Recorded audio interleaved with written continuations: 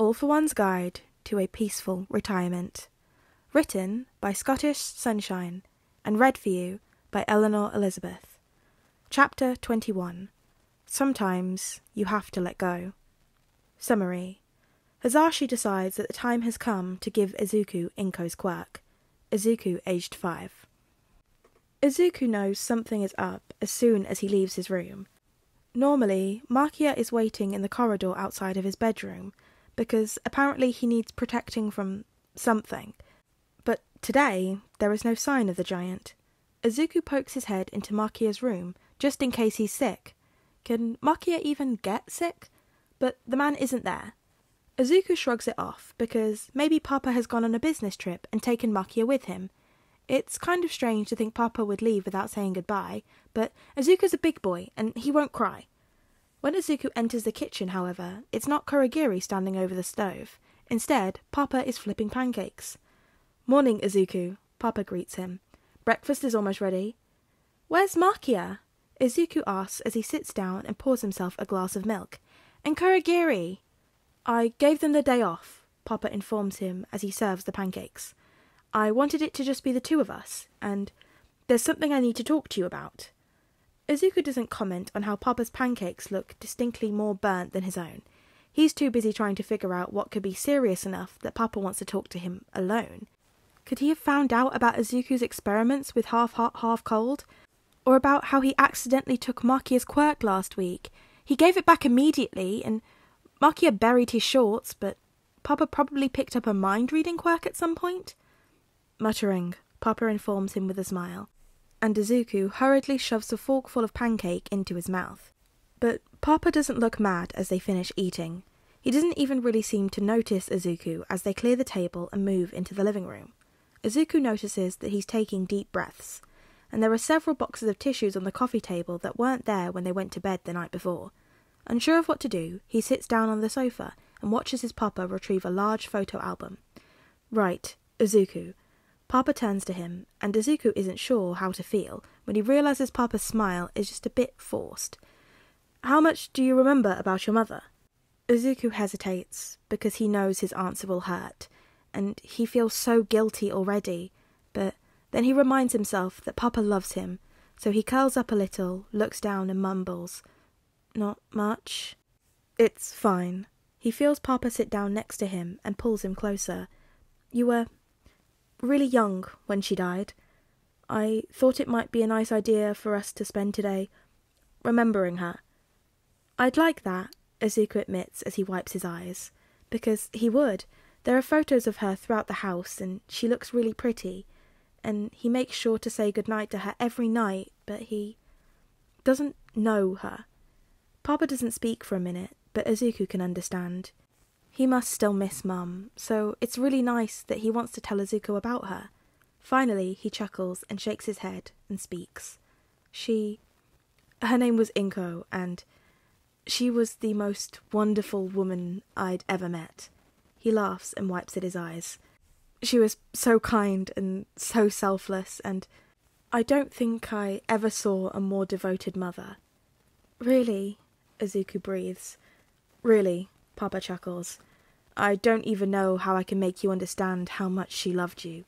She always put you first, even when she got sick.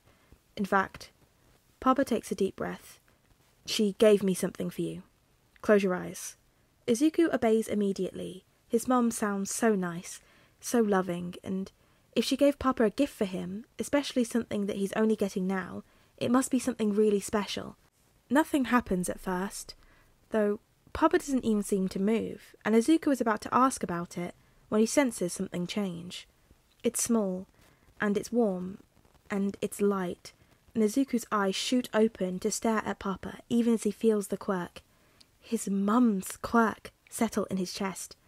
Papa is watching him, tears rolling down his cheeks, and Izuku almost wants to give it back, but he also doesn't, because Mum gave Papa her quirk because she wanted Izuku to have it, and she gave it to Papa before Izuku got a quirk of his own, and it feels almost like he has a piece of his mum's love in his chest. "Your mother wanted you to have her quirk," Papa whispers, and presses a kiss to Izuku's forehead.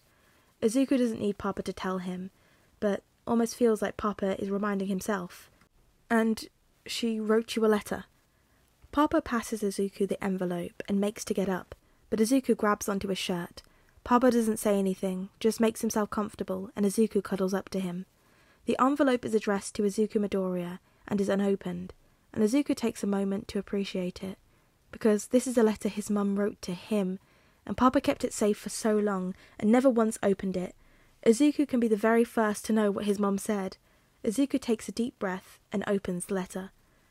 Darling Izuku, you must have grown so much since I last saw you. I'm sorry if there are any tear stains on this letter. I swear I've rewritten it 3 times, but whenever I think of you reading this, I just can't help myself. I'm certain Papa will tell you. I can get rather emotional. Since you're reading this, Papa must have finally given you my quirk. It's called attraction. It can pull small objects towards you. I know it's nothing impressive, not like your Papas or All Mights, but I hope you will understand why I wanted you to have it. Izuku, I do not know what quirk you have, or even if you have one at all. Frankly, it doesn't matter. I would love you just as much if you had 100 quirks as if you had none, but I've had my quirk since I was a child. It is as much a part of me as my smile or my love for you. I have carried it next to my heart, and I hope now you will carry it too. When I asked your Papa to take it, I wanted it to be proof that I love you. I always have, and I always will. So, Izuku, I know you probably don't remember much of me, if anything at all, and that's all right. I don't blame you for that, so don't ever think that I might. But I hope that every day you wake up, every time you use attraction, you will know just how much I love you. Perhaps I should speak of my hopes and dreams for you. I hope you smile every day. I hope you have good friends you can play with, and I hope your Papa is always ready with a hug. I hope there are many people in your life that treasure you, because you are a wonderful, incredible boy, and I am so proud to call you my son. The only thing that I regret is that I will not have the opportunity to meet the person you will become. But I need you to know that I would never give you up for anything. I understand why people say a mother would die for her child. I would never trade you, not if I could live to 100. Being your mother was the greatest joy and privilege of my life. So thank you so much for being born. I will miss many important moments in your life, but there are so many memories I can cherish. I was the first thing that you saw upon being born. I got to see the absolute love on your Papa's face when he held you for the first time. I was your second word. Your Papa was so proud he got to be the first. You took your first steps as you reached for me. There are more precious moments than I have words, and if you ask your Papa, he will have photos. Your Papa took so many photos. Ask him about the confiscation. He'll know what you mean. I do have one request though, Izuku. Make sure your Papa knows how much you love him. Make sure you know how much he loves you. And tell him I love him so much. Almost as much as I love you. Tell him I am so grateful for all those small, perfect moments he gave me. I love you, Izuku. Always have, and always will. Your mama, Inko Midoriya.